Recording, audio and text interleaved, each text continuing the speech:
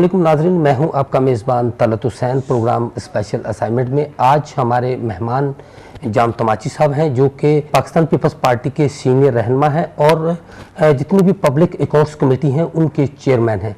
आज हम इनसे बात करेंगे सिंध हुकूमत में होने वाली एक तो करप्शन के हवाले से कि इनके सामने हर महकमे के हवाले से करप्शन आ रही है कि कहाँ कितनी करप्शन है और उनके सामने कितने केसेस आए हैं, इन्होंने कितने सदर पाकिस्तान, वज़ीर आज़म पाकिस्तान, वज़ीर आला सिंध और दीगर जो वज़ीर आला सिंध की इंस्पेक्शन टीमें हैं उनको कितने केसेस भेजें, इस हवाले से हम आज इनसे बात करेंगे। अस्सलाम वालेकुम। वालेकुम सलाम। सर ये बताइएगा कि आप पब्लिक अकाउंट्स कमेटी जो है उसके चेयरमैन भी है, तो कितनी कमेटियां जो हैं वो तश्कील दी गई हैं सिंध हुकूमत की जानब से महकमों को वॉच करने के लिए? कमेटी तो खैर जहाँ तक अकाउंट्स का ताल्लुक है उसके लिए तो सिर्फ PSC है, बाकी और भी स्टैंडिंग कमेटियाँ हैं जो मुख्तलिफ चीज़ें देखती हैं। बाकी जहाँ तक आपने करप्शन का कहा वो ये है कि काफ़ी अरसे से यहाँ से सिंध में कोई 15-20 साल से लेके मुतवातिर जो ख़ास तौर पे जो गैर जमहूरी निज़ाम चलता चला आ रहा है, उस लिहाज से फिर वो जो असेंबली या पब्लिक अकाउंट्स कमेटियाँ अपना फ़ाल किरदार अदा नहीं कर सकें। और आपको ये सुन के हैरत होगी कि अभी तक 14 साल की रिपोर्टिंग जो है वो पेंडिंग है और 14 साल से कोई PSC ने कोई रिपोर्ट असेंबली में पेश नहीं की। और ये गुज़श्ता 5 साल गुजर गए। उस 5 साल के बाद अब एक रिपोर्ट मदवली साहब ने पेश की और एक रिपोर्ट हमने पेश की है। और इसी तरह काफ़ी सालों का जो बैकलॉग है वो रहता है। लेकिन हम अब कोशिश कर रहे हैं कि पुरानी चीज़ों को छोड़ें, अब नए फ्रेश चीज़ों पे आ जाएं ताकि हम अपनी गवर्नेंस को बेहतर कर सकें। और इसलिए कि पहले कोई इतना चेक बैलेंस नहीं था तो करप्शन का जो एक लेवल था वो ज़्यादा था। और अब वो जिस तरह हम वॉच कर रहे हैं, जिस तरह हम उनसे पूछ कर रहे हैं, तो वो आइंदा के लिए वो जो फाइनेंशियल कंस्ट्रेंट्स है या जो फाइनेंशियल डिसिप्लिन है वो बेहतर होता जा रहा है। सर आपने बात की गुज़श्ता 14 सालों के दौरान कोई इस हवाले से पेशरफ्त नहीं हुई, नहीं किसी से पूछा गया, नहीं किसी के ख़िलाफ़ कोई कार्रवाई हुई। तो सर ये 14 सालों के अंदर ये बताएं कि कौन सा ऐसा महकमा है कि जिसमें सबसे ज़्यादा करप्शन हुई हो? करप्शन तो देखें ना, एक ये तो इंटरनेशनल फिनोमेना है। जो मॉरल वैल्यूज़ हैं वो सिर्फ पाकिस्तान में ख़राब नहीं हुई हैं लेकिन इंटरनेशनली भी ख़राब हुई हैं। हमारे यहाँ क्योंकि ये तरक्की पजीर मुल्क में निस्बतन ज़्यादा ख़राब हुई है यहाँ, और जमहूरियत भी जो है वो उसका सिलसिला था, वो कभी जमहूरियत थी कभी नहीं थी। तो उस लिहाज से हमें वो जो वैल्यूज़ हमारी बेहतर नहीं हो सकी। तो करप्शन हर उस महकमे में ज़्यादा है जिसमें फंडिंग ज़्यादा है, जिसमें पैसा ज़्यादा है उसमें करप्शन ज़्यादा है, जिसमें पैसे कम है उसमें निस्बतन करप्शन कम है। जिस महकमे के पास ज़्यादा पैसा है उसमें ज़्यादा करप्शन है। आपके पास कौन सा ऐसा महकमा है कि जिसके पास पैसा ज़्यादा है? नहीं, ऐसे तो किसी एक को टारगेट तो हम नहीं कर सकते, लेकिन जिस तरह एजुकेशन है, हेल्थ है, जहाँ इरिगेशन है, वर्क्स एंड सर्विसेज है, एक्साइज है, इस तरह की मतलब जिसमें ज़्यादा लेन देन पैसे का होता है तो निस्बतन उसमें करप्शन भी उतनी ही है और उसको कंट्रोल किया जा रहा है। और ये हुकूमत तो ख़ास तौर पर कोशिश कर रही है कि जितनी भी कोशिश हो सके हम फाइनेंशियल डिसिप्लिन को फॉलो करें। अब सेक्रेटरीज़ को भी आदत पड़ गई है क्योंकि हम ये 3-4 साल से मुतवातिर जिस सिलसिले से हम PSC को चला रहे हैं तो उन्होंने भी कुछ एहतियात से काम देना शुरू किया है और कवायद ज़वाबित की पाबंदी कर रहे हैं। सर इस वक्त आपने अब तक कितने जो महकमे हैं उनकी पब्लिक अकाउंट्स कमेटी के इजलास तलब किए हैं और इसमें जो करप्शन में लोग आए हैं वो किस सतह के लोग जो हैं वो इसमें मुलव्वस पाए गए हैं? मतलब हम तकरीबन सारे डिपार्टमेंट्स को देख चुके हैं।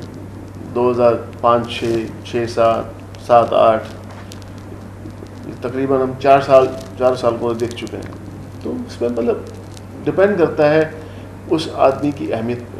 कुछ अफसरान ऐसे होते हैं जिनकी सियासी पुष्पनाही होती है, जहाँ लोग ज़्यादा बाअसर होते हैं, ज़्यादा निडर होते हैं, तो वो ज़्यादा करप्ट हो जाते हैं। और चाहे वो छोटा हो या चाहे बड़ा हो, तो कोई ये नहीं है कि कोई सतह की बात है। لیکن ہر طرح سے اس میں کرپشن ہے، جو چھوٹے سطح پر بھی ہے، کبھی بڑی سطح پر بھی ہے، لیکن عموماً ایسے لوگ اس میں زیادہ ملوث ہوتے ہیں کہ جن کی کچھ نہ کچھ پشت پناہی ہوتی ہے۔ جام صاحب یہ بتائیں گے کہ کتنے ایسے لوگ ہیں، کتنی تعداد ہوگی ان لوگوں کی جن کے خلاف آپ نے کوئی ریفرنس بھیجے ہوں صدر کو، وزیر اعظم کو، وزیر اعلیٰ کو، جو اس کی جو انسپیکشن ٹیم ہے ان کو، کہ انہوں نے اس لیول کی کرپشن کی ہے اور ان کے خلاف کارروائی ہونی چاہیے، اور ان کے خلاف کیا کارروائی ہوئی ہے یا کوئی روک دی گئی ہے؟ مطلب ایسا کوئی میں ایک محکمہ نام تو نہیں لے سکتا، لیکن ایسے کئی محکمے ہیں جن کے خلاف ہم نے رپورٹیں بھیجی ہیں، اور اب تو رپورٹ فائنل ہو کے اسمبلی میں پیش ہو چکی ہے، اور ظاہر ہے وہ متعلقہ وزراء، چیف منسٹر کی اپنی ٹیم بھی ہوگی جو اس کا جائزہ لے رہی ہوگی۔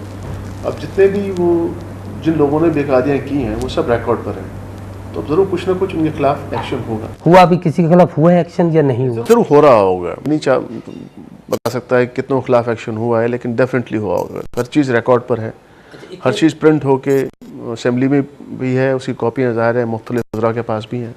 اتنے کون سے اتنے لوگ ہوں گے، کوئی تعداد بتائیں گے کہ جن کی وہ کوئی سیاسی سرپرستی ہو رہی ہو؟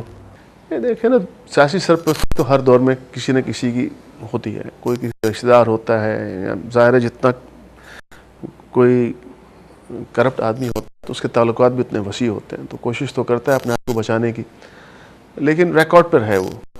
اس لیے میں سمجھتا ہوں کہ آئندہ جو لوگ یہ سوچ رہے ہیں وہ کم از کم وہ سے اجتناب کریں گے۔ جو آئندہ سال ہیں اس میں ہم کافی بہتری لائیں گے۔ جو پرانا دور گزر، جو پچھلا دور گزرا ہے 5 سال کا پرویز مشرف گورنمنٹ کا، اور اب آپ کا بھی 3 سال سے اوپر ہو چکا ہے گورنمنٹ کو چلتے ہوئے، تو کرپشن کس میں زیادہ تھی؟ اس میں زیادہ تھی یا اس آپ کے اس آٹومیٹکلی کچھ ایسی رکاوٹیں ہیں جو آدمی کچھ کرنا چاہے تو بھی اتنا زیادہ کر نہیں سکتا، کھل کے نہیں کھیل سکتا۔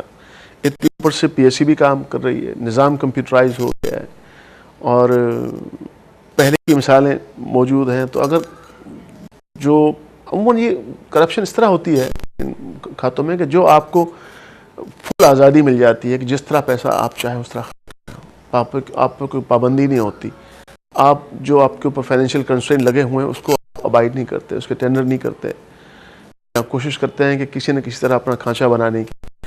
تو اب آٹومیٹکلی پیمرا کے قانون یا جو آڈٹ کے نظام اتنا کمپیوٹرائز ہوتا چلا جا رہا ہے کہ اس میں کرپشن، محکمانہ کرپشن ہے، اس میں آٹومیٹکلی بھی کمی آ رہی ہے۔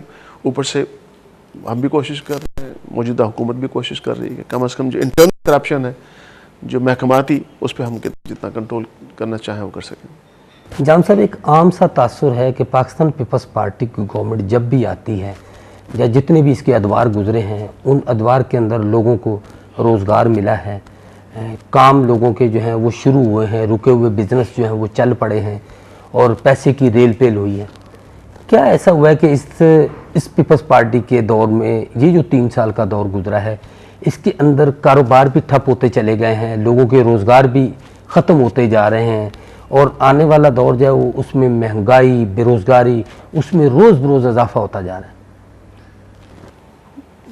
میں یقیناً یہ کہوں گا کہ پہلے دور میں بھی ہمیں چاہیے تھا، جو 5 سال پہلے کا دور تھا لوگوں کا، کہ ہم کوشش کرتے، ہم اپنا ٹیکس نیٹ بڑھاتے، اور